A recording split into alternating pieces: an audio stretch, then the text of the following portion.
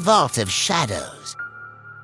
Picture this, a man named Jack, desperate and driven to his wits' end, meticulously planning a bank robbery. He's been watching this bank for weeks, noting every detail. The cameras, the guards, the routines. Today is the day. Jack puts on his mask, grabs his gun, and storms into the bank. He shouts at the tellers, demanding money. So far, everything's going according to plan. But then, things start to get weird. As Jack fills his bag with cash, he hears faint whispers coming from the air vents. At first, he thinks it's just his nerves. But the whispers get louder, forming words he can't quite understand. The bank manager, who's been forced to open the vault, suddenly mutters, "It won't let you leave," before snapping back to his senses, looking as confused as Jack feels. Jack brushes it off and heads into the vault. Inside, the air is freezing. He can see his breath. He hears footsteps behind him, but when he turns around, no one's there. The lights flicker, casting long, creepy shadows. One of the shadows seems to move on its own, creeping closer. Jack's heart pounds, but he pushes forward, determined to finish the job. When he comes out of the vault, the bank is eerily silent. The hostages stare at him with vacant eyes. One of them suddenly laughs, a high-pitched, unnatural sound, then whispers, "It's here." Jack's skin crawls. He yells for silence, but the whispers from the vents grow louder and more insistent. Just then, Jack's accomplice rushes in from the getaway car. They're arguing when the shadows in the bank grow darker. A deep, guttural voice fills the air, saying, "You cannot escape." A towering figure of darkness with glowing red eyes appears. The demon has revealed itself. The hostages scream, but their voices sound distorted and otherworldly. The demon moves closer, feeding off their fear. Jack's mind starts to unravel. He sees horrific visions of the demon, tormenting his accomplice and the hostages. The bank's walls seem to close in. The ceiling drips with a dark, sticky substance, and the air becomes thick and suffocating. The demon whispers Jack's darkest fears and regrets into his mind, amplifying his guilt and despair. Jack feels a cold, creeping sensation as the demon begins to play with his perceptions. The shadows grow longer and more twisted, morphing into ghastly shapes that claw at the edges of his vision.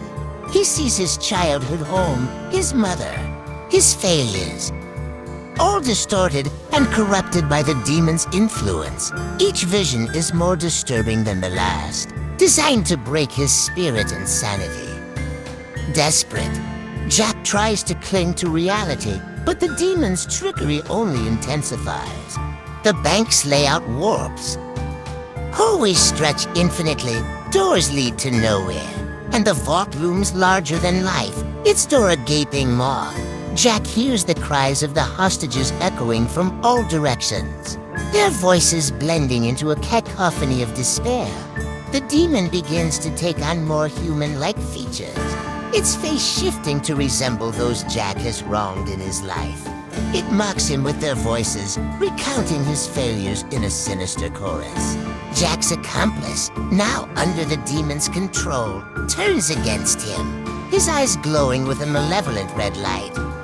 "You brought this upon us," he snarls, his voice overlapping with the demon's guttural tones. Jack's sense of time distorts as he is plunged into an endless loop of terror.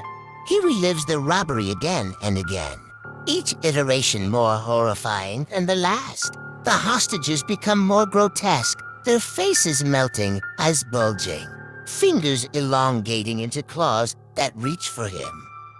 He feels their cold, slimy touch and the suffocating weight of their collective misery. The demon's presence grows more oppressive, its power over Jack's mind tightening like a vice. He finds himself back in the vault, but now it resembles a chamber of horrors. The walls are covered in pulsating, fleshy growths, and the floor is slick with dark, oozing liquid. The air is filled with the stench of decay and the sound of fate. Tormented wails. In the center of this nightmarish vault, the demon stands, its true form revealed. Its body is a twisted amalgamation of shadows and bones, with eyes that burn like embers in the depths of its skull. It reaches out with elongated, clawed hands, and Jack feels an overwhelming sense of dread and helplessness. You thought you could escape your sins, but they have caught up with you. The demon hisses, its voice reverberating through Jack's skull. You are mine now. Jack's sanity shatters completely. He collapses to the floor, his mind consumed by visions of eternal torment. The demon's laughter echoes around him, a sound that seems to come from every direction at once. The bank is no longer a place of refuge but a prison of his own making, with the demon as his eternal jailer. In a final act of desperation, Jack tries to shoot the demon, but the bullets pass through it, hitting the walls behind.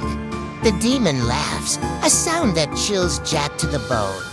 The lights flicker one last time, plunging the bank into darkness.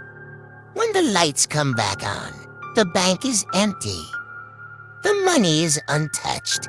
The hostages and accomplice are gone, leaving only Jack. He's frozen in place, his face twisted in a silent scream, eyes wide with terror.